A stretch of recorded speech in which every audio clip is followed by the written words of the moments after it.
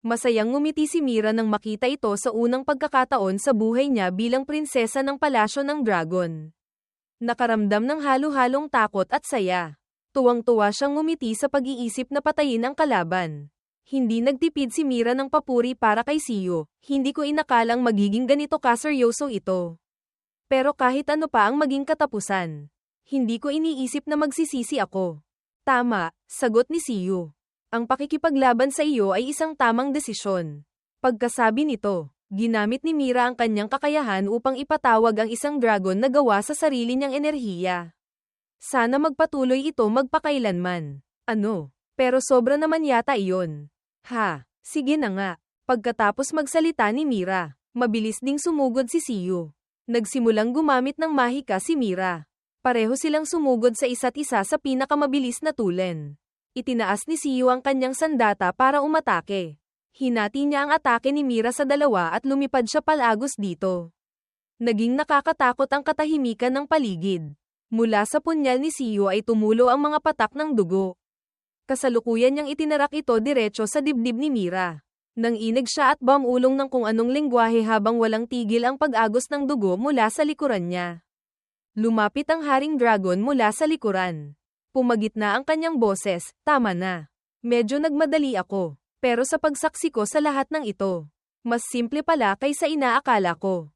Nagulat si Siyo sa biglaang pagdating nito at napalingon. Isang tanong lang, sabi ng hari, na tila naiilang na kinakamot ang ulo. Lalaki ka, hindi ba? Hindi naman gaanong importante, pero gusto kong makita ang apo ko sa lalong madaling panahon. Nagsalita ang haring dragon, narinig ko na ikaw ay resulta ng pagsasama ng tao at duwende. Pero hindi ko alam kung ano ang iyong kasarian. Si Siyo, na puno ng itim at pulang marka, ay tahimik lamang na nakatayo at nakatingin. Nagpatuloy ang hari, kinakamot ang ulo, base sa iyong pangangatawan at tindig. Sa tingin ko lalaki ka. Pero kung hindi, malaki ang pagkakamali ko ngayon. Sa totoo lang, medyo bastos na rin ang pagkakasabi ko nun. Ha! Tahimik na binunot ni Siyo ang espada mula sa dibdib ni Mira at humarap sa hari. Pinagmasdan din ng haring dragon ang kilos ng lalaki. At nakita niyang si Mira ay tila nawalan ng lakas at napaupo. Umupo siya doon nang walang anumang emosyon. Nag-isip ang hari at nagsalita, mukhang hindi naging maganda ang asal ng Mira namin kanina. Salamat sa iyong pakikipagtulungan. Hindi pa tapos magsalita, mabilis nang sumugod ang espada ni Siyo sa harap ng hari. Nakaramdam ng panganib, mabilis na umiwas ang haring dragon. Ang boses ay hindi gaanong nagulat, aba naman. Sa kasalukuyang kalagayan ni Siyo, wala na siyang sapat na katinoan upang suriin ang sitwasyon. Itinaas niya ang espada hanggang sa pantay ng kanyang mga mata. Ang mukha ay puno ng pagnanasang pumatay. Nakita ng haring dragon ang nakakatakot na mukha at dali-daling pinakalma siya, teka. Sa tingin ko may hindi pagkakaunawaan dito. Itinaas niya ang dalawang kamay at nagpatuloy. Wala akong intensyong saktan ka. Pumunta ako rito para pigilan ang labanang ito. Sa kasalukuyan, malinaw na nakikita ng kanyang instinct at pandama ang mga sulok ng mata ni Siyo ay pumuti. Puno ng pag-iingat, sinubukang kumbinsihin ng haring dragon si Siyo. Alam kong hindi mo kasalanan kung bakit naging ganito ang mga pangyayari. Isang bago at mas malakas na kalaban ang lumitaw. Sa madaling salita, para kay Siyo. Ang haring dragon ay, nakatayo lang si Siyo at nakatingin sa hari na nagsasalita. Bigla, isang malaking itim na anyo ang lumitaw. Umuungol na naguutos, kumalam ka at ibaba mo ang espadang iyan. Isa sa mga nakakainis na halimaw na sunod-sunod na humahadlang sa kanyang daan. Hawak ang espada, mabilis na sumugod si Siyo patungo sa anyo. Biglang naglaho ang malaking anyo, at lumitaw ang haring dragon na nakatayo sa loob nito. Nakita niyang sumusugod si Siyo. Ngunit nanatili siyang nakataas ang dalawang kamay. Ibinuhos ni Siyo ang lakas gamit ang espada. Sunod-sunod na humahampas patungo sa haring dragon, na naging dahilan upang yumuko ito para umiwas. Nagtanong ito, teka lang, hindi ba ako mukhang mapagkakatiwalaan? Pagkatapos umiwas, nag-isip siya, o baka, hindi pa tapos ang pangungusap. May narinig na boses mula sa malayo, mamahal na haring dragon. Napilitan siyang lumingon. Nakatayo hindi kalayuan ng isang lalaking nakapula. Humihingal. Si Biyong. Hinagis niya ang kanyang sombrero at pinunit ang pulang damit. Nasaksihan ito ng Haring Dragon at nagtakang nagtanong. Ano to? Walang pag-aalinlangan. Sumugod si Biyong. Sumisigaw, isang hamak na tao. Nangangahas na walang igalang. Nakatingin ang Haring Dragon nang biglang lumipad si Siyo para umatake mula sa itaas. Isang liwanag ang sumabog. Niyanig ang lupa. Dugo ng kung sino ang tumulo sa sahig. Ang espada ni Siyo ay napigilan ng isang kamay. Si Biyong ay nanginginig sa takot. Nagsalita ang Haring Dragon, tumahimik ka. Kalmado ang boses niya. Biyong, huwag ka nang gumawa ng gulo. Kung may gusto kang gawin, bilisan mo ang kilos mo. Nakaupo si Biyong. Pinagmamasdan ng eksena sa harap niya. Hindi mapigilan ang panginginig ng katawan. Naiinis na sabi ng hari, ngayon. Sasabihin mo bang wala akong silbi at hindi ko kayang ayusin ito ng mag-isa? Ginamit niya ang kanyang kamay para pigilan ang espada ni Siyo nang walang bahid ng sakit. Tumingin siya kay Siyo at nagpatuloy sa pagsusuri, bukod dito. Mukhang paralisado na ang iyong pag-iisip at katwiran.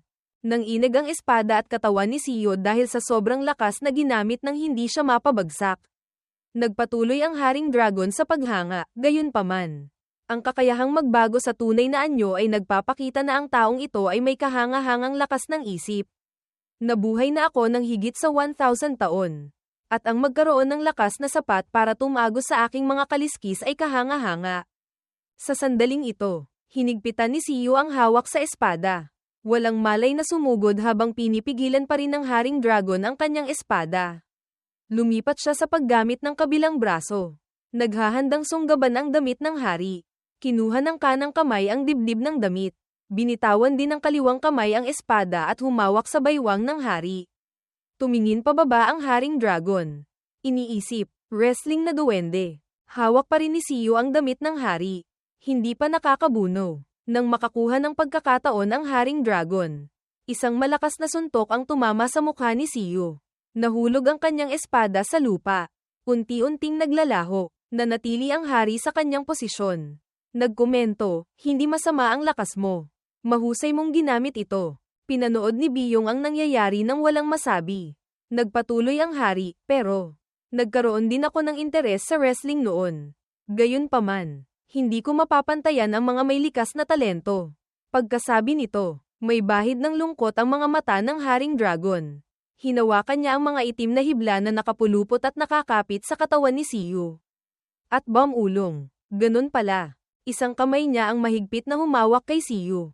Habang ang isa ay ginamit ang lakas para punitin ang mga itim na hibla. Patuloy niyang pinunit ang mga itim na hibla. Tahimik na iniisip, akala ko binalot mo lang yan sa sarili mo para suportahan ka. Mas malupit ka palang tratuhin ang sarili mo kaysa inaakala ko. Pinalakas mo ang iyong sarili hanggang sa kaibuturan ng iyong mga buto. Lumitaw ang imahe ng katawang pinatibay. Bukod sa mga negatibong epekto sa katawan, bawat galaw ay tiyak na napakasakit. Nagmonologo ang Haring Dragon, ginawa mo ito hindi lang para makipantay sa anak ko. Hindi ko alam kung ano ang pinagdaanan mo para itulak ang sarili mo sa ganitong punto. Puno ng pait ang mukha niya habang nagpapatuloy. Pero sa huli, isa ka lang ding hanggal.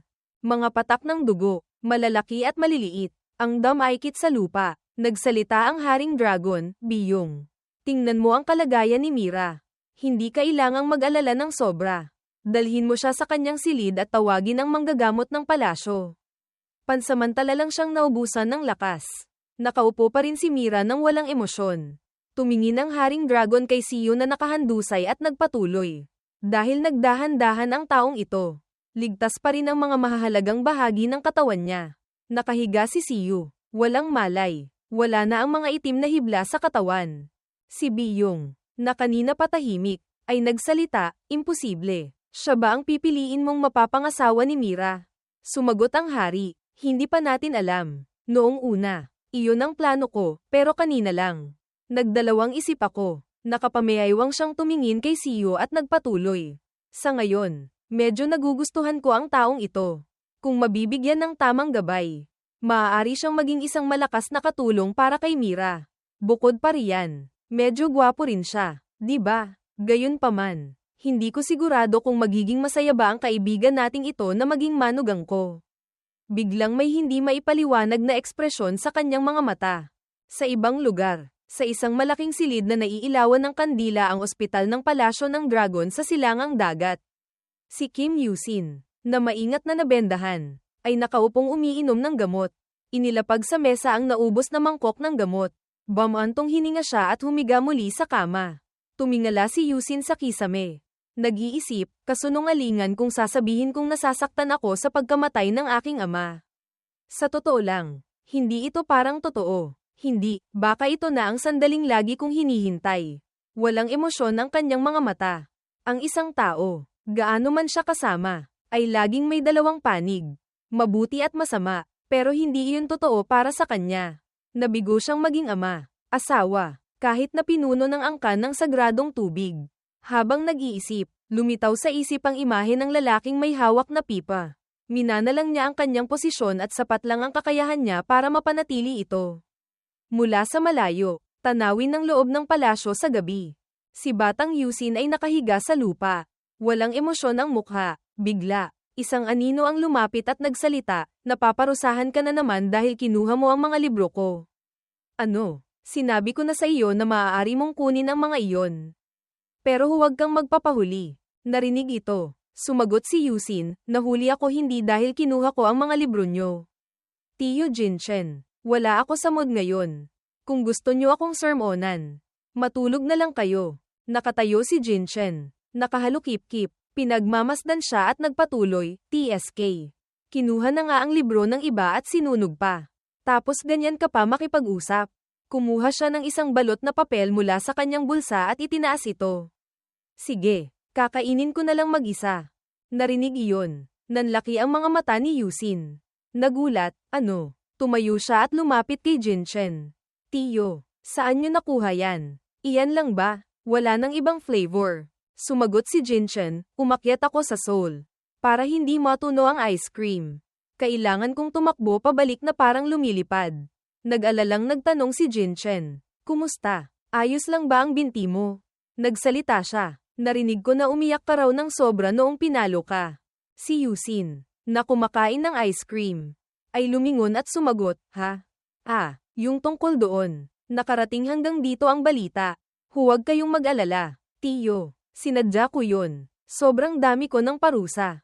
Ang palo sa binti ay mabait na. Tinitigan siya ni Jinchen. Nagpatuloy si Yusin habang ngumunguya, pero kailangan pa ring mag-react ng kaunti. Kung nanahimik ako, mapaparusahan din si Ate Dani. Naalala niya ang mukha ng kapatid nang makita siyang pinapalo. Alam niyo naman ang ugali niya. Sumagot si Jinchen, TSK. Kahit paano, ama mo pa rin siya. Sagot ni Yusin, ano naman po? Hindi ba pwedeng magsalita ng ganito ang biktima ng domestic violence tungkol sa salarin? Umalis siya sa kinauupuan. Sa totoo lang, kumpara sa mga ginawa niya, swerte pa ako. Narinig ko sa mga tiyahin na mas malala pa raw dati. Hindi naman talaga magaling si tatay. Noong namatay si Lolo, mabilis niyang inagaw ang pwesto bilang pinuno ng angkan at inangkin ang lahat ng sinaunang elixir sa bahay para sa sarili niya. Mga iba't ibang sisidlan na magkakatabi. Sa ganoong paraan lang siya nagkaroon ng sapat na kakayahan para gampanan ang papel ng isang pinuno ng angkan. Medyo nagsisisi ang mga tiyahin noong nabanggit kanila. Tiyo, iyon daw ay mga libu-libong taong kayamanan. May isa raw na naglalaman ng kakayahang iligtas ang mundo. Sabi nila, kung nakuha mo raw ang kalahati noon, hindi ka lang magiging salamangkero noon. Magiging Diyos ka raw agad. Ang mga insekto sa paligid ay tumahimik, na parang nakikinig sa kanya. Si Tia Soyoung at Tia Yunbi ay magkahawak kamay na umiiyak. Sinasabing, sana mas maagang ipinanganak si Jinchen. Narinig iyon. Napahawak sa noo ang isa pa. Nanuya, ang weird naman magsalita ng dalawang matandang to. Lumingon si Jinchen at nagtanong. Tapos seryoso ka ring nakinig. Imposible yun mangyari at nanghihinayang lang sila. Narinig iyon. Malamig ang mukha ni Yusin habang kumakain ng ice cream at tumingin sa kanya. Nakita iyon ni Jinchen at nagpatuloy, hindi ako naiiba sa ama mo. Huwag kang manghinayang para sa akin. Napasimangot si Yusin. Nagtanong, bakit hindi na kayo nagsasalita? Alam nyo ba ang dalawang paraan para mainis ng husto ang isang tao? Una, huminto sa pagsasalita sa kalagitnaan. Pangalawa, pinutol ni Jinchen, dahil wala namang maitutulong kung pag-uusapan pa natin. Itinaas niya ang kanyang maskara para kumain ng ice cream at nag-isip kung may pagsisisi man. Iyon ay ikaw, young master. Hindi ako. Nagsalita si Jinchen, young master Yusin. Si Yusin, nang umunguya ng ice cream, ay nagpupunas ng damit at tumingin. May dumi ka riyan. Sagot ni Yusin, ano po? Sabi ni Jinchen, huwag mong kamuhiin ng sobra ang ama mo. Sa huli, kung titingnan mong mabuti, isa rin siyang kaawa-awang tao. Nais niyang maging malakas, hindi para sa sariling kapakanan o kaligtasan, kundi dahil may isang bagay siyang gustong-gustong gawin. Yumuko siya at kinuha ang supot sa lupa. Para maisakatuparan iyon, kailangan niya ng tiyak na lakas. Ngunit nang lumakas na siya, napagtanto ng ama mo na hindi siya kasing husay ng inaakala niya. Kaya tiyak na pinahihirapan niya ang sarili niya ng husto. Ang 7 sa malalaking isda ay hindi man lang gumalaw. Naiinis na sumagot si Yusin, Tiyo. Ang tawag dyan ay whitewashing. Pilit niyong nililinis ang lahat. May masama pa bang tao sa mundo kung ganyan? Nagpatuloy si Jinchen, sa tingin ko. May punto ka rin. Ngunit kapag naging dakila kang tao sa hinaharap, kung magising ang ama mo sa katotohanan at humingi ng tawad sa iyo.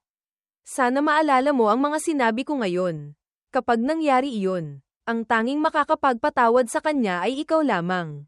Naniniwala akong darating din ang araw na iyon. Narinig iyon. Sumeryoso ang mukha ni Yusin. Dinilaan niya ang labi at sumagot, ay, hindi po, salamat. Hindi ko inaasahan ang paghingi niya ng tawad. At kahit mangyari pa iyon, magiging taos-puso ba iyon? Ipagpalagay na sa isang punto. Ako ang mamamahala sa sagradong angkan ng tubig. Palalayasin ko siya. Nag-isip si Yusin, kahit noon o ngayon. Hindi nagbago ang tingin ko sa mga ginawa niya sa aking ina.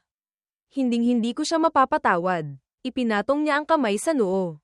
Nag-iisip, noong gabing iyon. 1 linggo na ang nakalipas, may imagine ko kung anong nangyari nang hindi ko kailangang masaksihan.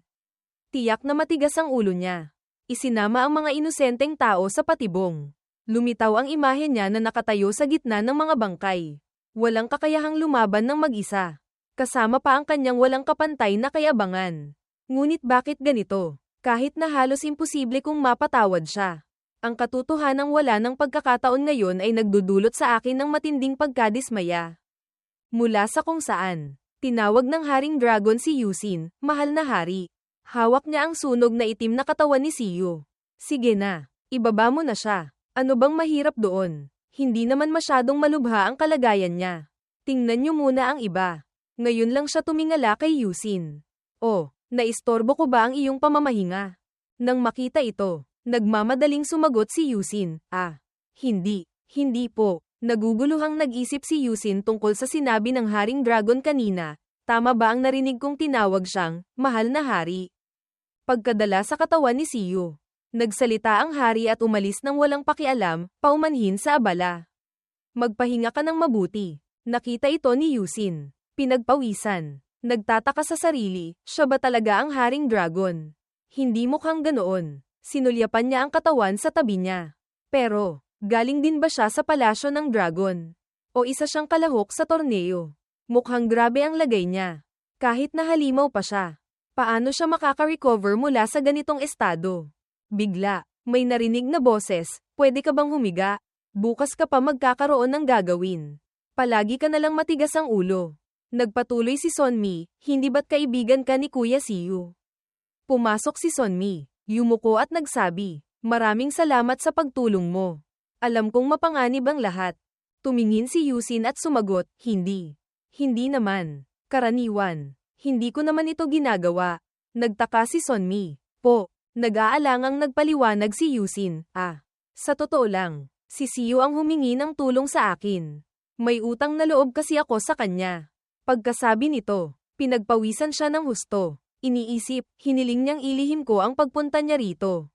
Pero sa ganitong paraan, mabubuking din. Utang na loob, mukhang makatwiran. Sabi ni Sonmi, nagtanong siya, yung nakahiga ba roon ay kaibigan mo? Tumingin si Yusin sa itim na katawan na nakahiga sa kama. Sagot ni Yusin, hindi. Hindi siya. Bago lang siya rito. Tumingin si Sonmi kay Siyu na nakahiga. Sagot ni Sonmi, ganun ba? Nakahinga ako ng maluwag. Gusto ko sanang itanong. Tumingala siya kay Yusin. Nag-aalangang nagtanong. Pumunta ka rin ba rito dahil sa kayamanan ng palasyo ng dragon? Nakapasa ka na ba sa preliminary round? Umupo si Yusin at sumagot, nanalo na ako ng ilang laban. Hihintayin ko munang matapos ang iba bago ko malaman ang resulta. Pagkasabi nito, naisip niya, ayoko nang makipag-usap pa. Nagre-recover na ang katawan ko. Tinitigan niya si Sonmi. Nag-iisip, pahirap ng pahirap ito. Dapat makausap ko na si Siyo at makaalis na kung posible. Biglang lumingon si Sonmi. Nagtanong, Kuya Goyu, ayos ka lang ba? Anong sabi ng manggagamot? Narinig ito ni Yusin at tumingin din. Si Goyu, may dalang Amerikana, ay pumasok at sumagot, ayos lang. Kilala ko ang katawan ko. Pinakamatagal na mamayang gabi, makaka-recover na ako. Tumingin si Sonmi kay Goyu. Nag-aalala ang boses, talaga. Sa isang yokai na may kakayahan tulad mo. Bakit ang tagal bago gumaling ang isang kamay? Sumagot si Goyu, hindi naman malakas ang angkan ko sa ganitong bagay. Nawawala na ang kanyang kamay. Ang braso na nawala ng dugo ay maingat na nabendahan. Ngayon lang napansin ni Goyu si Yusin. Sagot ni Sonmi, iyon si Kuya Kim Yusin. Kaibigan ni Siyo. Ang pangalan niya ay Kim Yusin. Tumutulong siya sa mga bagay ni Siyo. Narinig ni Yusin ang pangalan niya at agad na nagbigay pansin. Mabilis na ipinakilala ni Sonmi si Yusin, Kuya Yusin. Ito si Kuya Goyu. Kinatawan ng angkan ng Hanmo. Kilala niya si Siyo. Narinig iyon ni Yusin at naisip, hindi ko naman tinanong yun. Yung nakahiga, tingnan man ng tingnan. Kamukha ni Siyo. Pero si Siyo ay nakahiga pa rin. Walang kagalaw-galaw. Kung kaibigan siya ni Siyo, hindi siya magiging ganito kakalma. Siguro hindi pa niya alam ang nangyari. Si Goyu, na nakatingin kay Yusin, ay biglang nagsalita, nauuhaw ako.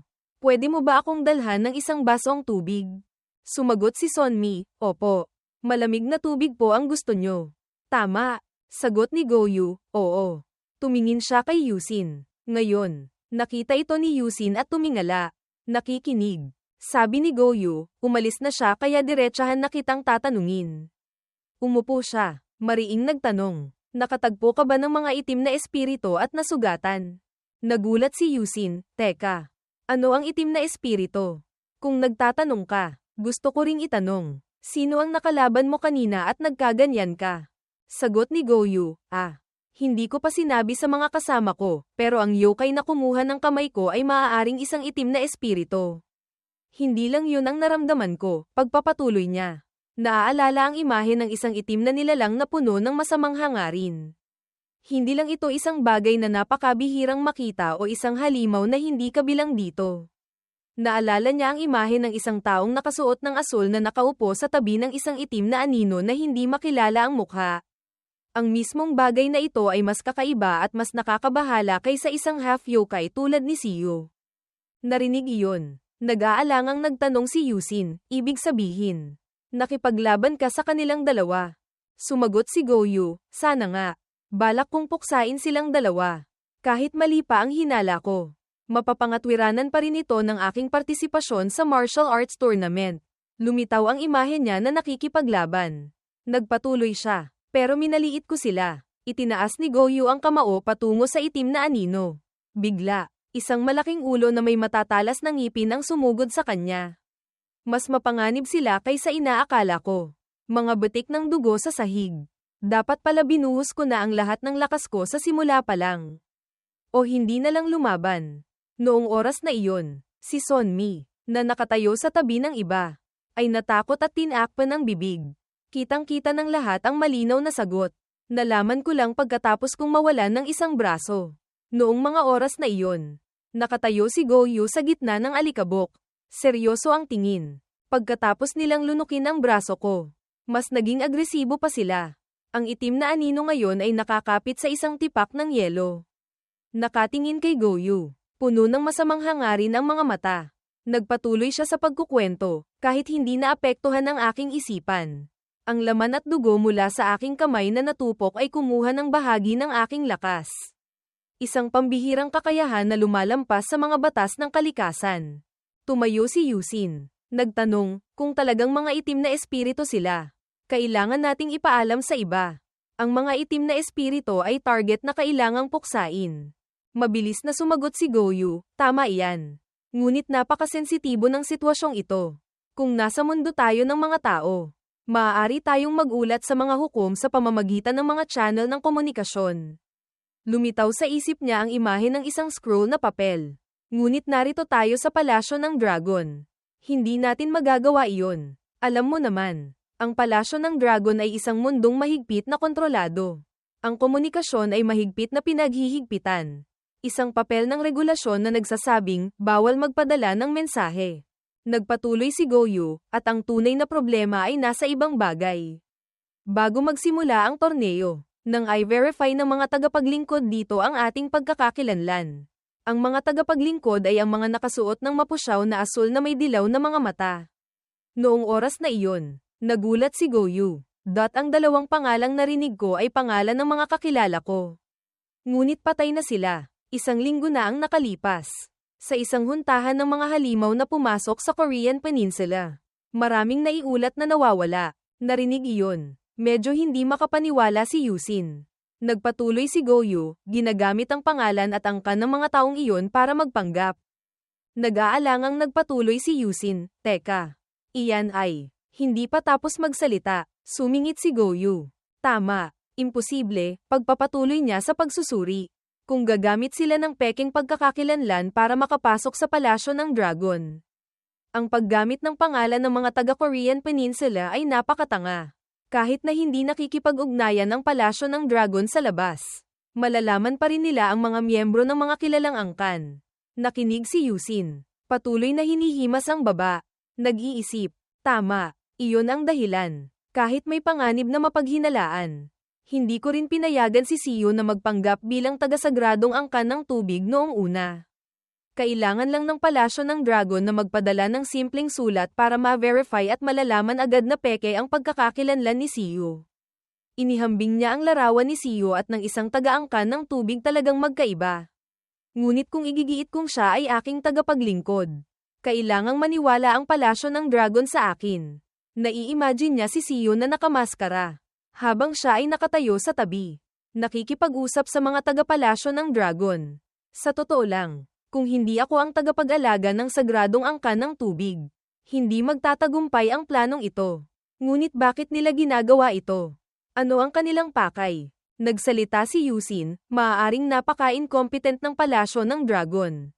O may kasabwat sa loob na nagbubulag-bulagan para makapasok ang mga dayuhan. Umiling si Goyu, tama. Iyan ang pinakamakatwirang teorya sa ngayon. Hindi ko alam kung bakit. Ngunit may isang tao sa loob ng palasyo ng dragon na nakikipagtulungan sa mga itim na espirito. At tiyak na hindi ito para sa mabuting layunin.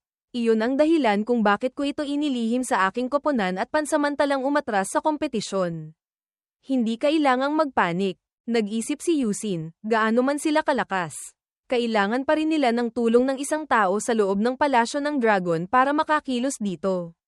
Kung talagang may sabuatan, kahit umatras tayo, hindi nila tayo basta-basta palalabasin.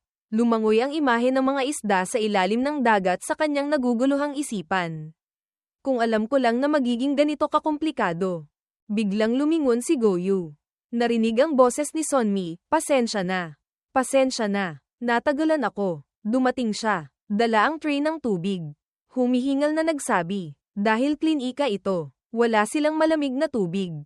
Kinailangan ko pang lumabas para kumuha. Kakaiba, may balon pala sa loob ng palasyo ng dragon. Teka, ibubuhos ko na ang tubig. Malamig ito. Tumingin si Goyu sa kanya at sumagot, salamat. Pero hindi ko na kailangan. Alagaan mo na lang ang lalaking ito. Hawak niya ang pitsyel para magbuhos ng tubig.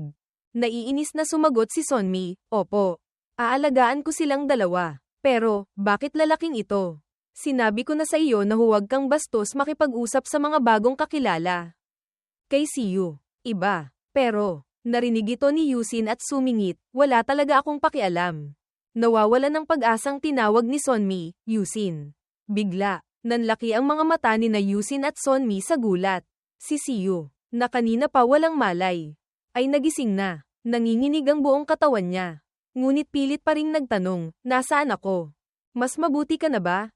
Sigaw ni Yusin. Anong nangyari sa iyo? Si Sonmi, na nasa likuran, ay takot lamang na nakatingin. Bigla, inagaw ni Goyu ang mangkok ng tubig sa kamay ni Sonmi. Uminom siya at nagkomento, tama. Malamig nga ang tubig. Isang anunsyo tungkol sa torneo ang lumitaw.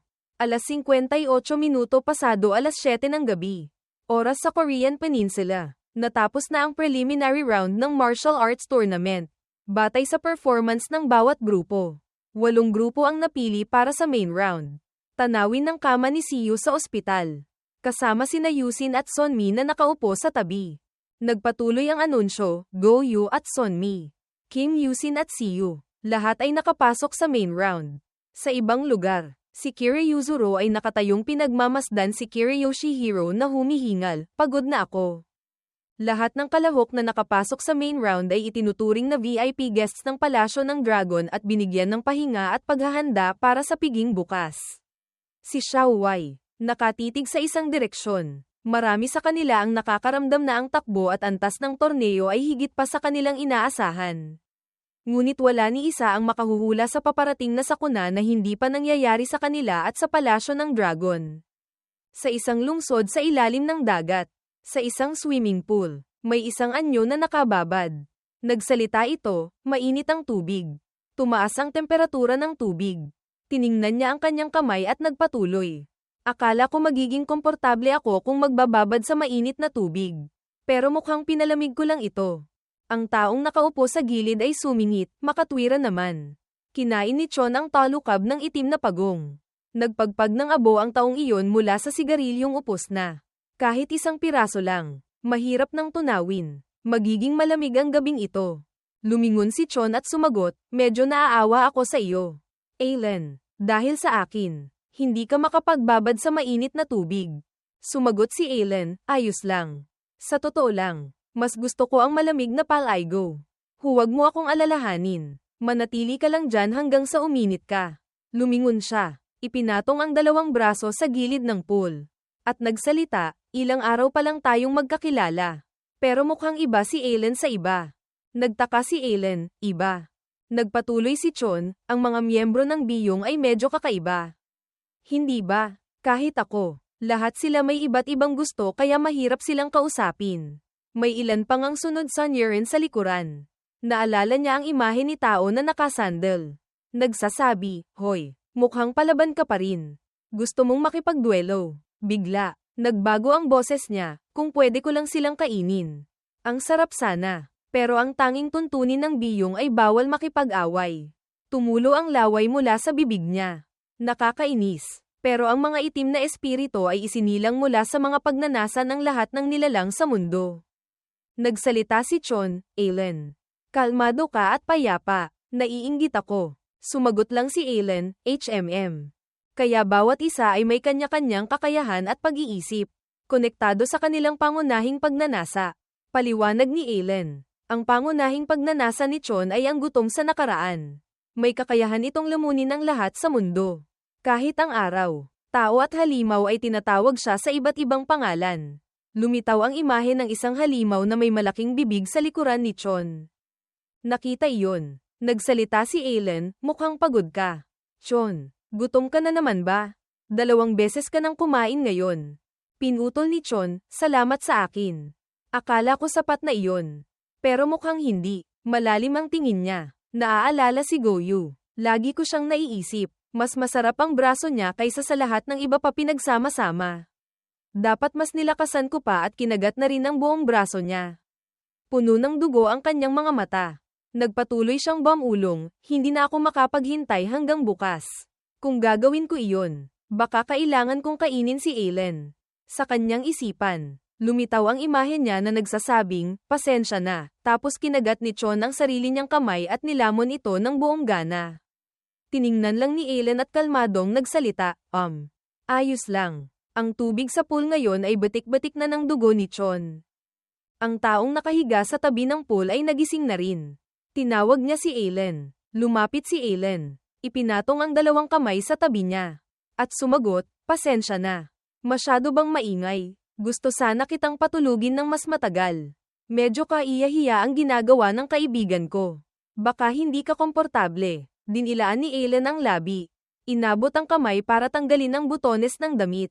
At nagpatuloy. Ituloy natin ang kasiyahan. Mga 16 na oras bago ang sakuna sa palasyo ng dragon sa silangang dagat. Si Siyu, na ngayon ay balot ng benda, ay nakaupo sa kama. Nagsalita siya, hindi naman masyadong hindi komportable. Bumabalik na rin ang enerhiya ko. Ang teknik sa paghinga at posture na itinuro mo ay talagang nakakatulong. Tinutulungan akong mabawi ang lakas yokai. Narinig ito ni Yusin at sumagot, mabuti kung ganon. Ang hindi pagiging komportable na nararamdaman ni Yusin ay nagmumula sa alam niyang karaniwan para sa mga yokai, ang pagbabagong anyo ng kanilang katawan ay refleksyon ng kanilang kalusugan. Tulad ng pagkalat ng oxygen na hinihigop sa pamamagitan ng paghinga sa buong katawan sa pamamagitan ng mga daluyan ng dugo. Inuuna ng katawan ng yokai ang pagkalat ng lakas yokai nito para sa pisikal na paggaling. Kaya, ang sitwasyon kung saan hindi sila makapagpagaling ay patunay na ang yokai ay nagtamo ng isang malalang sugat. Lumitaw ang imahe ng isang malaking yokai na putol ang isang braso. Tiningnan ni Yusin si Siyu. Malalim ang iniisip, dahil ba may dugo siyang tao? O dahil isa siyang duwende? Kahit na mula sa ganitong kalunos-lunos na kalagayan, ang makabawi ay napakabuti na. Kakaiba lang na mukha siyang normal kahit hindi pa bumabalik ang balat niya. Naalala niya ang imahe ni Siyu na nagising. Kahit na ang balat niya ay hindi pa nagre-regenerate. Biglang nagsalita si Siyu, Yusin. Nagulat si Yusin. Sagot ni Yusin, ha? Nagpatuloy si Siyu, mula ngayon. Kailangan kong gawin ang isang bagay na maaaring hindi mo magustuhan. Nag-snap siya ng daliri. Isang scroll ang lumitaw. Nagpatuloy siya. Kung hindi ka komportable, gagawin ko ito sa lugar na hindi mo makikita. Nagtatakang sumagot si Yusin, isang bagay na hindi ko magugustuhan. Sagot ni Siyu, ito. Inabot niya ang kamay sa scroll at kumuha ng isang lilang bowl ang kristal. Nakakuha siya ng 7 bola. Malalaki at maliliit, na kulay lila. Hindi nabawasan ang pagkagulat ni Yusin. Nauutal na nagsabi, ito ang. Sumagot si Siyu, ito ang mga yokai core ng mga yokai na tinalo ko sa qualifying round. Noong una, balak ko lang itong itago hanggang matapos ang torneo. Naalala niya ang imahe ng isang yokai na nawalan ng lakas. Nanginginig na nakatayo, inabot niya ang kamay at kumuha ng yokai core mula sa katawan nito. Nagpatuloy siya, binigyan mo ako ng maskara. At naisip kong hindi mo magugustuhang makita akong kinakain ito. Pero nasira na ang maskara. Narinig ko rin ang usapan ninyo ni Goyu. Hinayla niya pababa ang benda sa kanyang bibig. Bukas, hindi. Mamaya, anuman ang mangyari. Sa kasalukuyang kalagayan ko, hindi ko mailalabas ang buo kong lakas. Lalo na kung kailangang makipaglaban sa mga itim na espiritu. Nakalaban na ako ng isang itim na espiritu dati. Kahit isa lang iyon. Hindi lang ito basta pakiramdam ng pagiging malakas.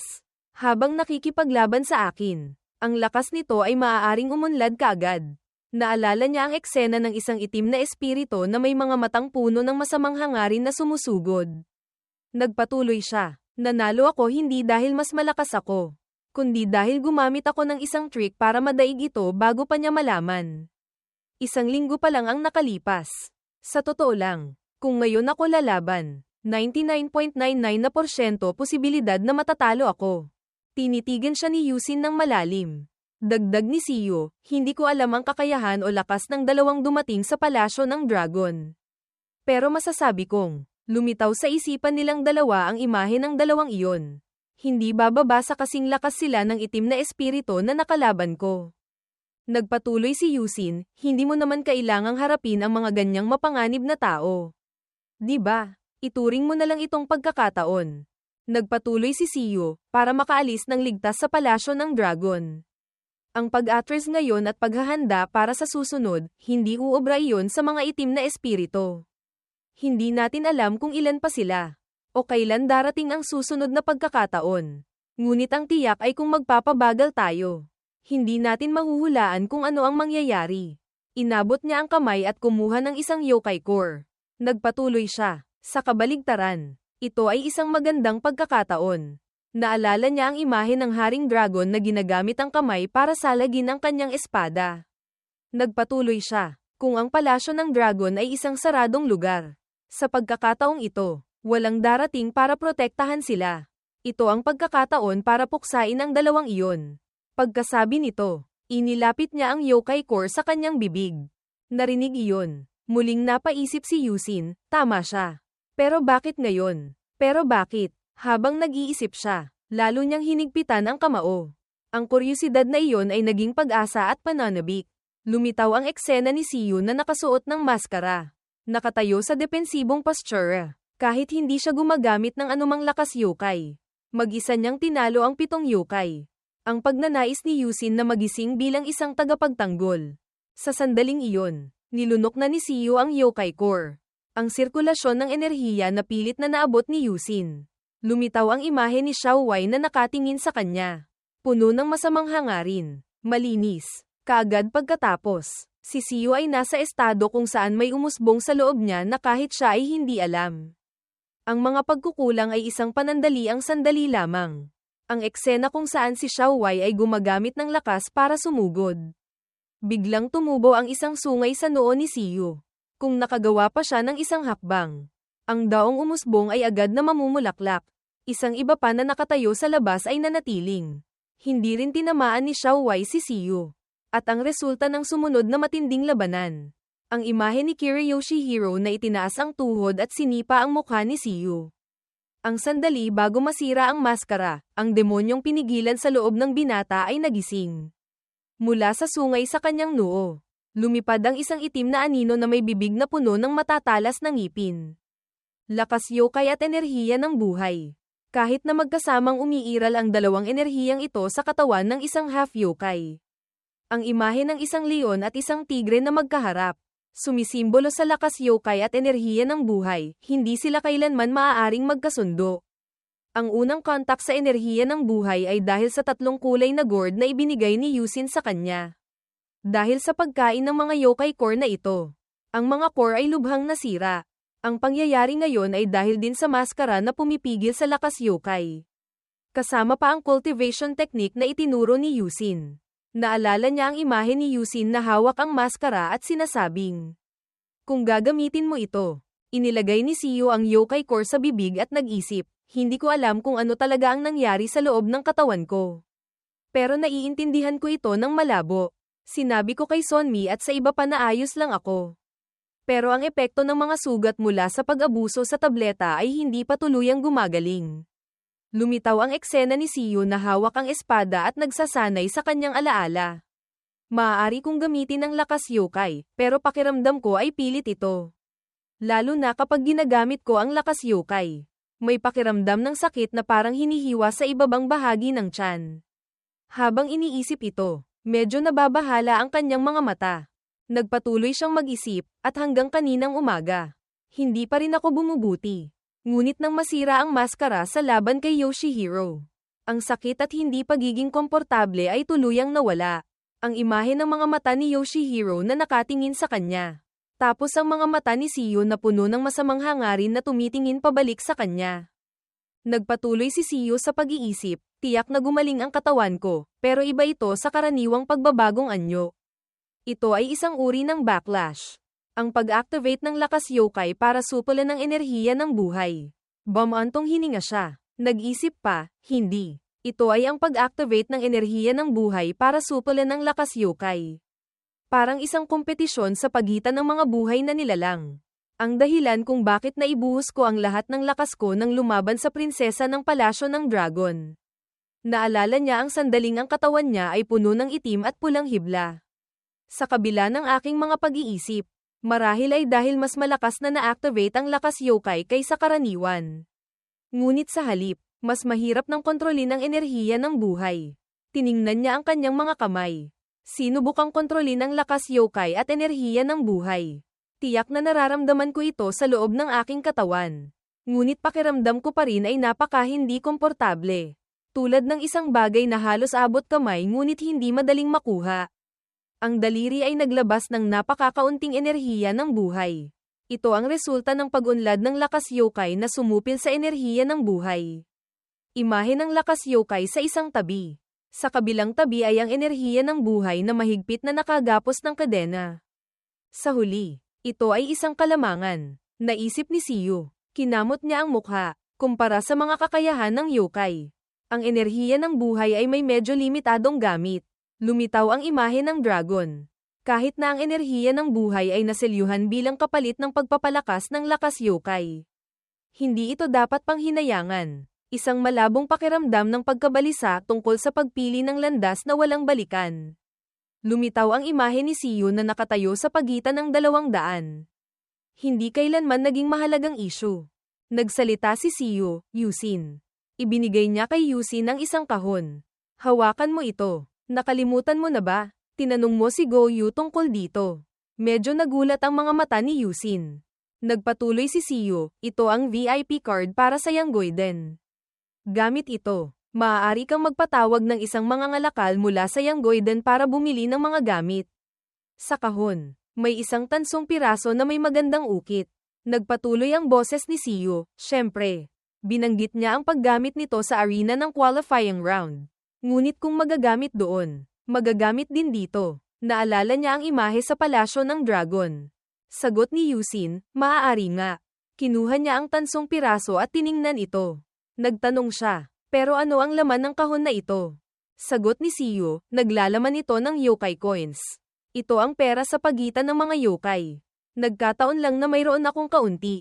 Ipinagpatuloy niya. Kung makakapagpatawag ka ng tao mula sa Yanggoiden, magandang ipaalam sa kanila ang presensya ng mga itim na espiritu dito at gamitin ang yokai coins para bumili ng mga kailangang bagay. Tulad ng gamot sa sugat o pambawi ng enerhiya.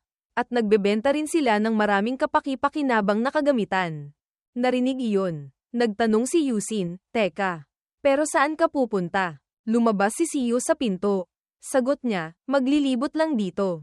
Balak kong tingnan ang paligid ng ating silid nang hindi nahuhuli. Kahit pinayuhan tayong manatili sa loob hanggang bukas. Maraming kalahok ang may parehong layunin.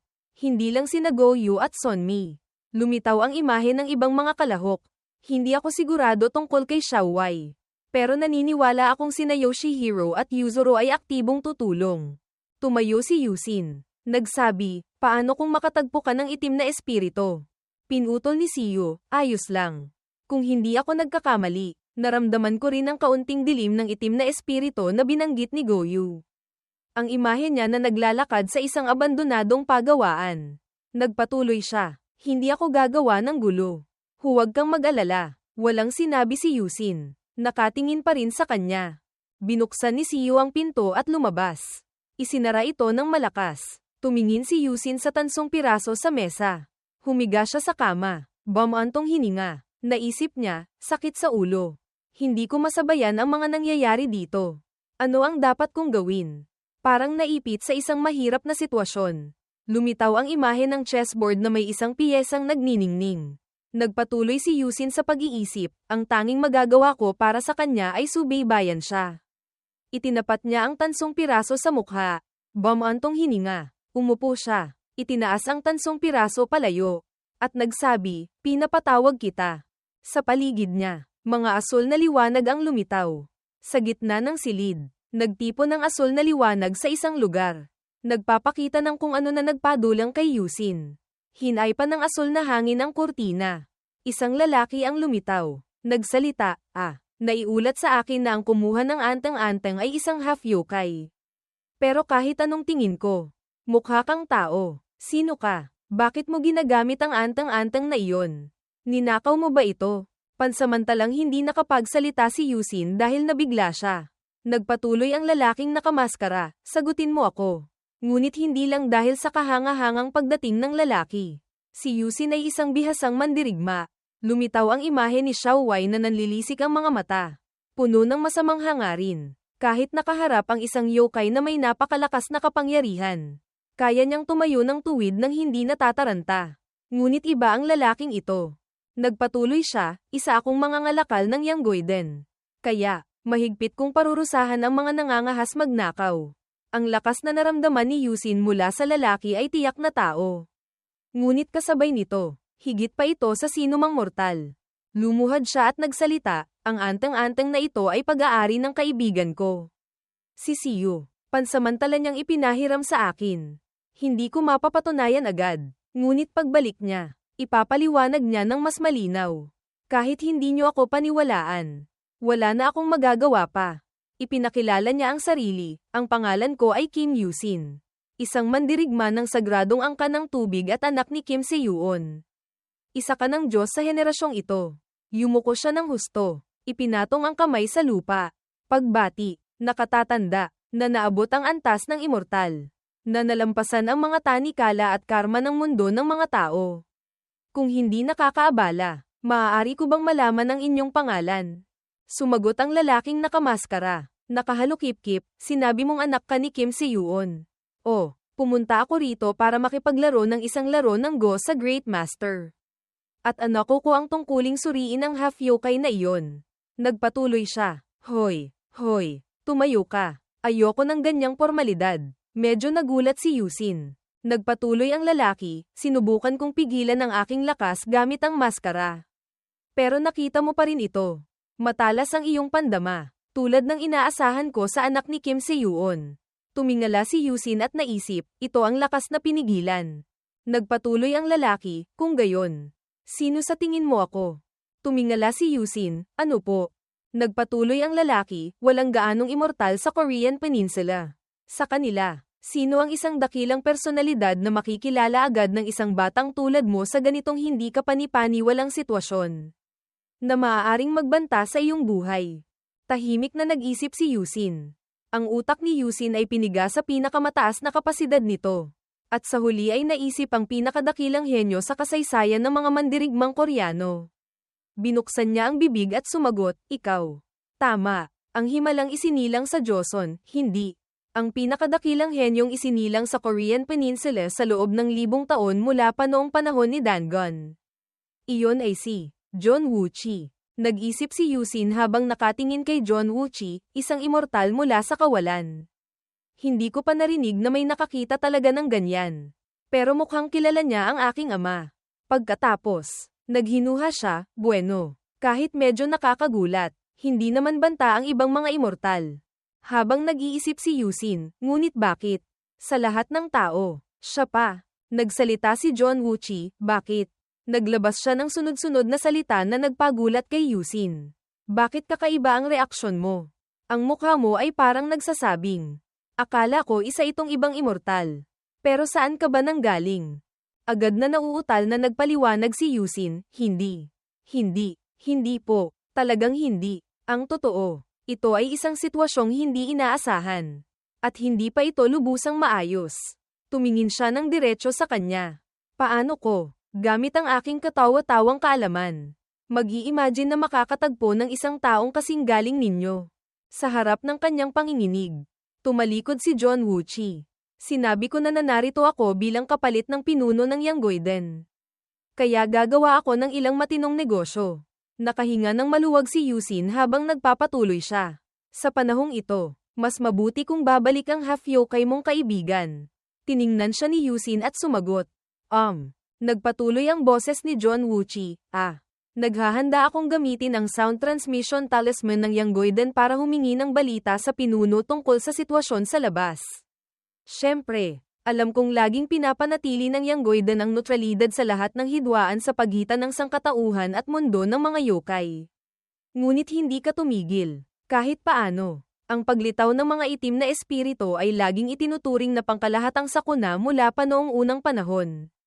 Kaya naisip kong ang paghingi ng paglilipat ng impormasyon ay hindi naman labis. Medyo nagulat si John Woo-chi. Nagtanong, ano ang sinabi mo? Itim na espiritu. Sa isip ni Yusin, hindi yun isang pagpapatunay. Medyo nakakagulat ito. Sa pinakamababa, ngunit pagkatapos marinig iyon ng immortal. Hindi man lang siya kumurap. Habang ako ay nawawalan ng konsentrasyon. Kung gayon, para sa mga immortal, ang problema ng mas mababang mundo ay usapin lang ng balahibo ng manok.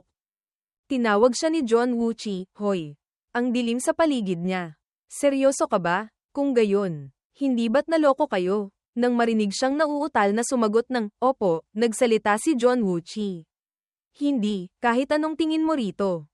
Napaglaruan kayo ng husto. Tama, sinabi mong may dalawang itim na espiritu rito. Humarap siya, nagpatuloy siya, noong mga taon ng Bongo. Noong nabubuhay pa ako, kinailangan kong tugisin ang isang espiritong tumakas mula sa dinastiyang Ming. Talagang magulo noong kailangan naming hulihin ito kasama si Woken. Namutla si Yusin sa tanong niya. Ano ang gagawin mo? Ang mundo ay laging magulo. Pero ngayon, umabot pa ito sa bagong antas. Bigla, natutuwa akong isa akong immortal. Naisip ni Yusin, anong klaseng nilalang ba ito? Sinubukan niyang sumagot, sa ngayon. Sa totoo lang, hindi ko rin alam kung ano ang dapat kong gawin. Ngunit gagawin ko ang lahat ng aking makakaya na may isip. Nagpahayag ng paghanga si John Wuchi. Iyan lang ang masasabi mo. Ano? Ayokong sabihin ito. Pero diretsahan. Wala kang sapat na kakayahan para ayusin ito. At nagpatuloy siya. Hindi ka naman lubusang walang silbi. Pero hindi rin gaanong naiiba. Namutla si Yusin. Iniisip, maaari ring ipaliwanag ang pananaw ng isang immortal. Nagulat siya nang marinig siyang sabihin, pero kung makikialam ako, mag-iiba ang lahat. Nagulat na nagtanong si Yusin, tutulungan niyo po ako. Kung gayon, frank ang tumanggi si John Wuchi, syempre hindi. Sa harap ng kanyang pagtataka, ipinaliwanag niya, kung isa kang tagapagtanggol, dapat alam mo ang batas na Jiyumdan. Ipinaliwanag niya ang dahilan, ang mga tulad ko, mga immortal, ay hindi maaaring makialam sa mga takot ng ordinaryong tao o duwende tulad mo. Hindi lang ang direktang pagtulong ang ipinagbabawal, kundi pati ang pagbabahagi ng impormasyon na may malaking epekto ay mahigpit ding ipinagbabawal. Nagpatuloy pa rin siya, kailangan ko lang gumamit ng bahagi ng aking lakas. At tapos na ang mga itim na espiritu na iyon. Ngunit ang puwersang gagamitin para talunin sila ay maaaring magdulot ng maraming hindi inaasahang kahihinatnan. Lumitaw ang eksena sa paalala, isang pagkakamali ay haantong sa mas malalang pangyayari kaysa sa ginawa ng mga itim na espiritu na naglalayong lunurin ang mundo. Mas malalim na paliwanag sa issue, iyon ang dahilan kung bakit ang mga immortal ay may dahilan sa pagbaba sa mundo ng mga tao. Lahat ay may tinatawag na gamyong.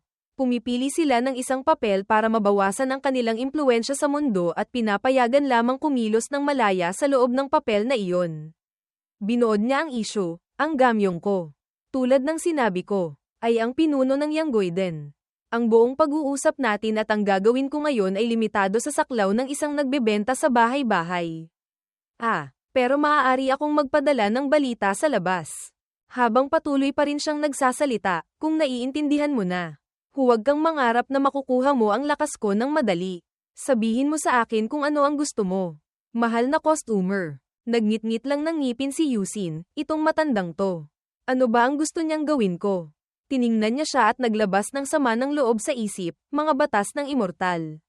Kung ano-ano pa, kung gusto mo lang sabihin ang mga bagay na alam na ng lahat. Sana hindi mo na ako binigyan ng pag-asa sa simula pa lang. Ang ugali niya ay parang, wow, ang galing kong magsalita, nainis si Yusin. Parang totoo. Tapos wala naman pala. Bakit pa ginawa? Habang nag-iisip, napagtanto niya, gusto mo akong inisin. Ano? Para bumili ako talaga. Pagkatapos mag-isip ng mabuti, nagsalita siya, hoy, boss. Nakita iyon. Lumingon si John Wuchi. Nakapili ka na ba ng gusto mong bilhin? Kung hindi pa, ipapakita ko sa iyo ang mga item dito. Maraming paninda. Nag-aalangang nagpaliwanag si Yusin, hindi po. Nakapagpasya na ako ng gusto kong bilhin. Ngunit gusto kong suriin kung mayroon kayo nyon. Boss, inabot niya ang kahon. At kung maaari, gusto kong malaman kung sapat ba ang perang ito para mabili ko ito. Seryoso ang mukha niya. Narinig ko na ang mga pinuno ng Yanggoiden ay hindi lang nagbebenta ng mga pisikal na item. Kundi pati na rin ng kaalaman na kanilang taglay.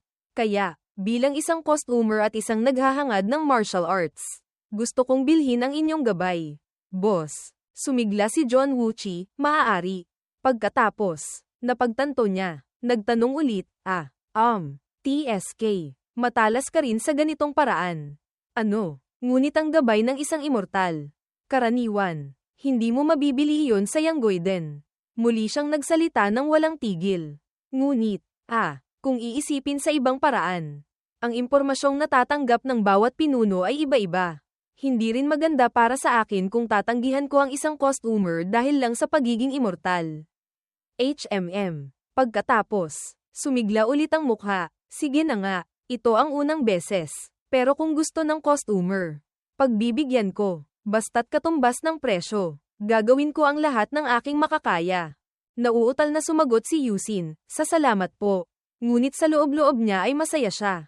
Magaling. Naisip niya, hindi ko alam kung magkano ang inilagay ni Seo rito. Pero sana sapat. Biglang nagsalita si John Wuchi, "Hoy. Teka." Nagpatuloy siya. "Bakit ang bilis mong gumastos ng pera?" "Ha, syempre. Maaari kitang turuan ng katumbas ng perang mayroon ka. Ngunit hindi ka naman kapos sa pera." "Tama. Tagapagmana ng sagradong angkan ng tubig ka pa naman." Tinapak niya ang maliit na kahon. "Naniniwala akong marami kang pera kaya hindi kailangang magmadali. Tanggapin mo muna ang produkto. Saka ka na magbayad." Pwede rin. Ngunit sa kanyang mga salita, mayroon pa ring banta. "Hindi sa negatibo akong mag-isip. Pero kung hindi ka sapat ang pambayad, maaari kang sumulat ng promissory note para sa akin." "Tama." Nanginginig na sumagot si Yusin, "Syempre po." Sagot ni John Wuchi, "Mabuti." Napaisip siya ng malalim. "Ngayon, tingnan natin kung ano ang dapat kong ituro sa iyo." Nag-aalangang nagtanong si Yusin, Boss, bukod sa akin, pwede bang ibang tao ang tumanggap ng produktong ito?" Nagtatakang nagtanong si John Wuchi, "Ano? Hindi ikaw. Sino pa?" Sagot ni Yusin, Yung kaibigan kong half yokai na nabanggit ko kanina. Lalabas din siya mamaya." Ipinaliwanag niya. "Maiintindihan niyo rin agad, boss. Ngunit kahit may dugo siyang duwende, isa siyang tagapagtanggol na may espesyal na talento. Pati na rin magandang ugali at dignidad." Puno ng sigla ang mukha niya. Mukhang interesado rin kayo sa kanya kanina. At siya ang taong talagang pinapahalagahan ng Yanggoiden. Diretsahang sinampal siya ni John Wuchi, "Hayop ka." Ang mukha niyang namaga ay puno ng tandang pananong. "Akala ko pa naman matalas ka. Pero hindi ito magiging matagumpay. Hindi ba? Anong nangyayari? Mas may talento ang kaibigan mo kaya dapat siya ang gabayan ko kaysa sa iyo." Huminga siya ng malalim. Hawak ang tungkod. Iyan ba ang salita ng isang martial artist na dapat sabihin? Narinig ko pa lang. Alam ko na agad kung ano ang nasa isip mo. Iniisip mong mabuti iyon para sa kaibigan mo. Tama. Nagpatuloy pa rin siya, siguradong ang half yokai na iyon, na may mabuting ugali, ay pinili ang landas ng pag-unlad ng yokai kaysa sa pagiging tagapagtanggol. TSK. Matalinong pagpili iyon. Sa panahon ngayon, sino pa ba ang may oras para mag-alaga at magpalakas ng kapangyarihan? Patuloy pa rin siyang nagsasalita. Ngunit kahit ganoon, ipapasa mo ang pagkakataon sa kanya at pipilitin mo siyang piliin ang landas ng sangkatauhan. Maging tapat ka sa sarili mo. Hindi ito para sa kapakanan ng kaibigan mo. At hindi rin ito matalinong pagpili sa katagalan. Itinutok ng tungkod si Yusin.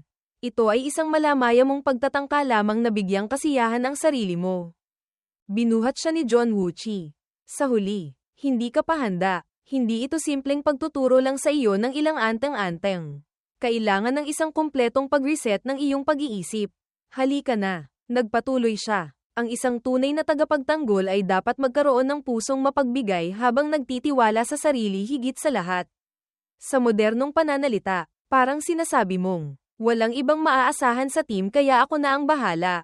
Mananalo tayo. Habang bumibigkas ng spell, nagsasalita siya, ituring mo na lang itong mapait na bunga na kailangan mong pagdusahan para sa karma mo sa nakaraang buhay.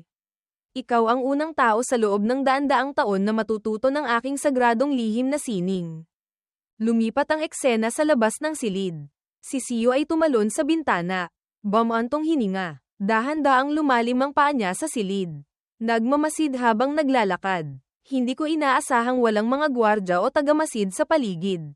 Ganun pala. Naalala niya ang gusali at naisip, sa paligid ng gusaling ito, may isang harang mula sa lakas yokai na pumipigil sa lahat na lumabas. Siguro kaya kong buksan ito para makatakas. Pero magdudulot iyon ng alarma. Ginawa pa rin niya ito. Sa isip ko, maaari lang akong gumalaw ng tahimik sa loob ng gusaling ito. Naghinuha siya, ayon sa nauna kong pagsusuri. Sa unang palapag, may mga court ladies na tumutulong sa amin. Hindi ko pa nasuri ang ikatlong palapag. Nagmasid siya sa apat na direksyon. Hanggang ngayon, wala akong nararamdamang kakaibang enerhiya. Dahil ba walang tao roon? Oh, isang tunog ng tagapaglingkod ang narinig niya. Kung gayon, aalis na ako. Palihim niyang pinagmasdan ang tagapaglingkod na iyon. Pagkatapos makitang papalayo na ito, nagmasid pa siya ng maingat sa paligid bago lumapit sa mahiwagang silid. Nag-iisip pa rin siya, tiyak na may tao rito. Pero hindi ko maramdaman ang presensya niya. Nag-aalangan pa rin siyang tumingin sa loob. Hindi posible. Ano ang dapat kong gawin? Subukan kayang kumatok ng magalang. Tapos, mabilis niyang itinulak ang pangunahing pinto. Sa harap niya ay isang babaeng nakasuot ng pink na Amerikana at isang damit na naglalantad ng malaking dibdib. Nagulat si Siyo. Bamuka-buka ang bibig, yung babaeng iyon. Sa isang iglap, isang napaka-pamilyar na pakiramdam ang dumaan sa isip ni Siyo. Mula sa likuran, may tumawag, Siyo. Agad siyang lumingon. Si O. Eugene. Nahihiyang nagsalita, hindi mo ba ako naaalala? Ako si O. Eugene. Second year. Kasama ako sa club ni Yusin. Nagkita na tayo minsan. Naalala mo, narinig iyon. Naisip ni Siyo, anong club? Sa unang semester, halos hindi rin nakapasok si Yusin.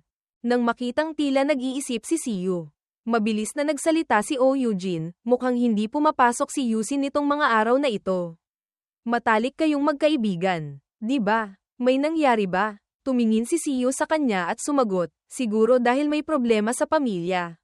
Sa mga panahong ito, madalas umuuwi ang pamilya niya sa probinsya ng mga 10 araw para sa pag-aalay sa mga ninuno. Medyo nagulat si O. Eugene. Inulit ang mga salita, pag-aalay sa mga ninuno. Ganon ba? Kung gayon, hanggang Biyernes sa susunod na linggo. Hindi pa siya tapos magsalita. Sumingit na si Siyo, marahil babalik siya sa Miyerkules. Pagkasabi nito, tumalikod si O. Eugene at umalis. Nakaharap pa rin sa likod. Kumakaway kay Siyo. Salamat. Bigla, naisip ni Siyo, pero Biyernes sa susunod na linggo. Dahil iyon ang kaarawan ni Yusin. Hindi ko alam kung paano niya nalaman. Pero sa totoo lang, sinusunod ni Yusin ang lunar calendar para sa kaarawan niya. Hindi ko pa nakita ang sino mang nagdiriwang ng kaarawan sa ganoong paraan. Tapos, na-imagine niya ang sarili na paulit-ulit na humihingi ng tawad kay Yusin. Naikinainis nito, paglabag na iyon sa privacy. Naisip niya ulit, pero mas mabuting huwag sabihin sa kanya. Ayaw ni Yusin na pinag-uusapan ng iba ang pribadong buhay niya. Tiningnan niya si O. Eugene na papalayo. Iniisip sa sarili, mula nang magsimula ako sa high school. Ito na ang ika-6 na tao. At hindi pa tapos ang kalahati ng unang semester. Naging kaibigan ko siya ng mga 4 na taon. Paulit-ulit nang naranasan ni Siyo ang ganito. Siyempre, naisip niyang walang katotohanan ito. Ngunit sinabi sa kanya ng matalas na instinct ng lalaki. Pagkatapos mapagtanto ang kahinaan ng kalaban. Naisip ni Siyo, ito ay isang pagkakataon. Isang boses ang tumunog. Nagpapaalala, Yusin ay kasalukuyang nasugatan at nagpapahinga. Kaya pumunta ako rito sa ngalan niya para bumati sa iyo. Xiaowei. Sumimangot si Xiaowei. Ibinaba niya ang baso ng alak. Pumunta ka rito para bumati sa ngalan niya. Anong kinalaman mo sa akin?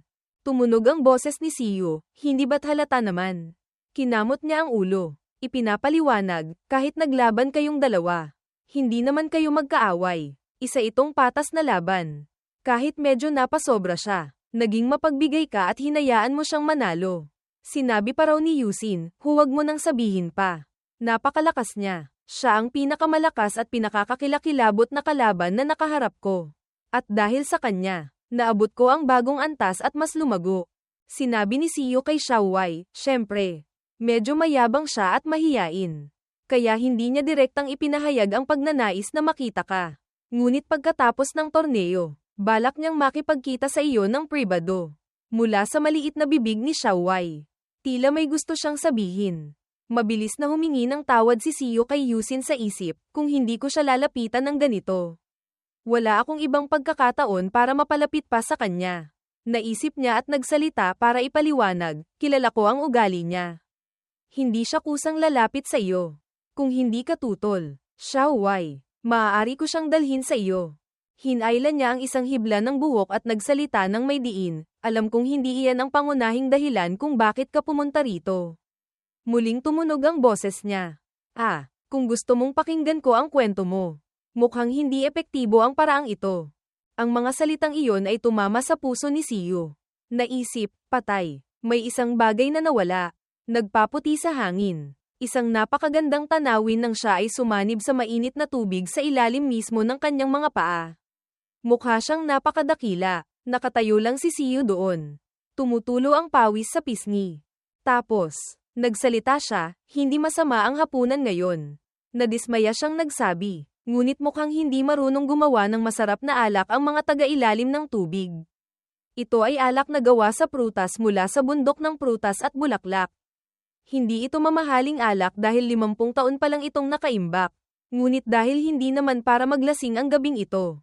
Sapat na ito. Sa silid tulugan, lumitaw ang isang pamaypay na may pinta ng tanawin ng tubig na lumulutang sa hangin. Sa loob ng pamaypay, isang tanawin ng puting kabundukan ang lumitaw. Unti-unting lumino ang tanawin, na parang pumasok sa totoong mundo. Ngayon, sa harap nila ay isang tanawin na puno ng kulay. Kasama ang isang mariingal na bahay sa paanan ng bundok. Tiningnan ni Yusin ang tanawing ito at nagsabi, hindi masama ang tanawing ito. Hindi ba? Ang sikat ng araw ay lalong nagpapakinang sa ilog. Sa loob nito, tumunog ang boses ni Yusin, kung tititigan mo ng matagal. Baka medyo mainip ka, ngunit napakaangkop na pumunta rito paminsan-minsan para mangisda at mag-relax. Dahan-dahan niyang sinabi ang bawat salita, ito ba ang tirahan ng mga immortal? Mula sa likuran, nagsalita si John Wuchi, hindi. Hindi ko alam kung ano ang ini-imagine mo tungkol sa lugar na iyon. Pero hindi man lang ito may kukumpara rito. Sinabi niya kay Yusin, ito ay espasyong ako mismo ang lumikha. Medyo magaspang kumpara sa katotohanan. Ngunit napakadaling manipulahin ang lahat ayon sa gusto ko. Nag-isip si Yusin, nilikha niya ang lugar na ito. Patuloy ang kanyang pag-iisip, ang hangin. Ang lasa ng hangin, ang amoy ng tubig, at ang sagaan ng enerhiya ng kalikasan. Ibang antas ito kumpara sa mga ilusyon o kalahating pusong virtual space na nilikha ng mahika.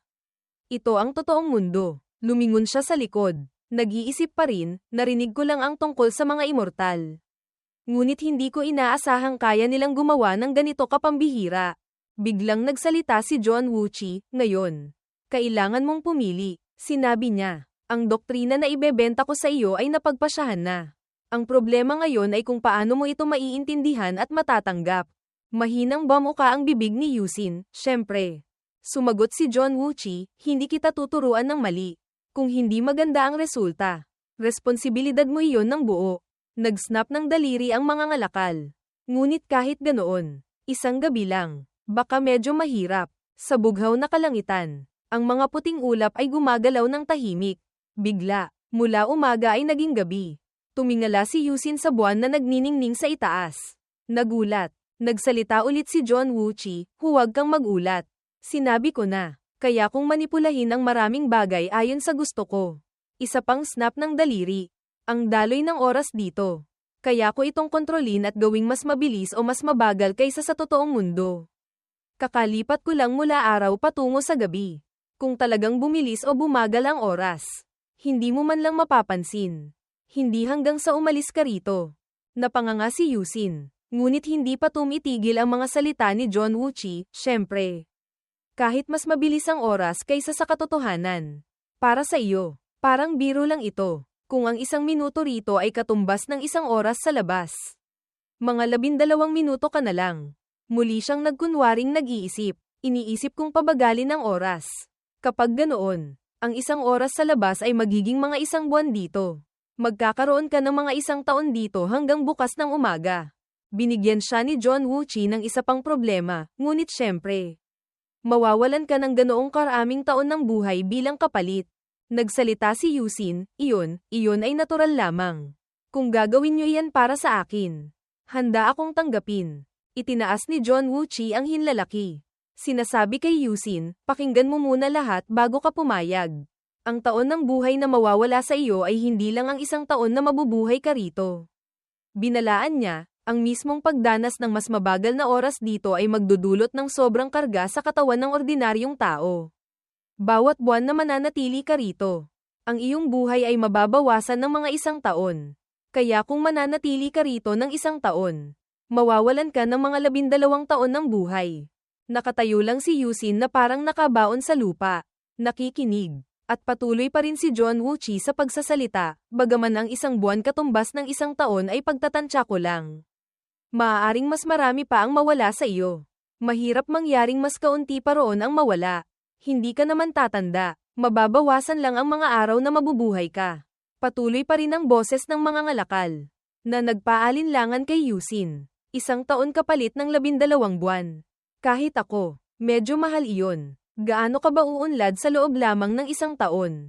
Patuloy pa rin siyang nakikipagtawaran, maaari kong pabagalin ang oras ng kaunti pa. Kapag ganoon, ang kapalit, hindi pa tapos ang pangungusap. Pinutol na ni Yusin, hindi. Sapat na iyon. Humanga si John Wuchi, itong batang ito. Matapang. Handa kang sunugin ang higit sa 10 taon ng buhay nang hindi nag-iisip ulit. O ganyan ka ba kitiwala sa sarili? Tumanggi si Yusin, hindi po. Sa totoo lang, takot akong isakripisyo ang ganoon karaming taon ng buhay. At hindi pa ako sigurado kung sulit ba ito. Tumingin siya pababa at nagsabi. Ngunit hindi ba't kayo mismo ang nagsabi? Nakatatanda, huwag gawin ng kalahati lamang. Kunin ang buong kontrol. Ipinaliwanag ni John Wuchi, sinabi kong akuin mo ang responsibilidad. Nagpatuloy ang mga ngalakal, ayon sa lohikang iyon. Narinig iyon. Dumilim ang mukha niya sa pag-aalala. Ang bigat na kailangan kong gabayan ay talagang hindi makatwiran. Ngunit sa lakas na nagmumula kay Yusin. Nagpasya siya, kung hahatakin ko ang kwelyo ng isang hangul na gustong maging Demon King sa loob ng 6 na buwan. Sa tingin ko kailangan ko ring magawa kahit ganoon. Ganyan ba ang iniisip mo? Bakit hindi ipikit ang mga mata at subukan ang lahat ng makakaya sa loob ng 1 taon? Ang daloy ng oras ay muling gumalaw. Hawak ni Yusin ang isang malaking espada. Nakatutok sa kung sino. Ano po ang sinasabi nyo? Tiyo Jinshen, hindi nyo ba nakikitang ginagawa ko na ang lahat ng makakaya ko? Kayo po ang dahilan kung bakit ko pinagdadaanan ang lahat ng ito. Nagbanggaan silang dalawa. Lumikha ng malakas na puwersa. Nagbanggaan ang 2 espada. Gumawa ng ingay. Ginamit niya ang lahat ng lakas para salagin ang espada. Nanginginig ang boses, kausapin ako tapos atakihin ako. Ano ba yan? Nagsalita si Jinshen, ito ay pagsasanay sa labanan. Akala mo ikaw lang ang nagsasalita habang umaatake. Sumimangot si Jinshen. Gayunpaman, ang sinasabi ko, bakit hindi ka mag-focus pa sa iyong pagsasanay? Bakit hindi ka nalang huminto sa pag-aaral? Walang silbi. Ano ang kabuluhan ng pag-aaral ng 1 pang taon? Ito ang nagpainis kay Yusin hanggang sa magngit-ngit ang ngipin niya. Galit na binunot niya ang kanyang espada. Nagreklamo siya kay Jinshen, lintik.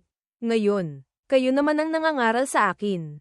Hindi ba't kayo ang nagsabi na I enjoy ko ang buhay estudyante habang kaya ko pa? Kayo ang sumuporta sa akin na pumunta sa Seoul. Nagtatakang tinanong niya si Jinshen, bakit? Sinabihan ba kayo ng matandang iyon na pahirapan ako?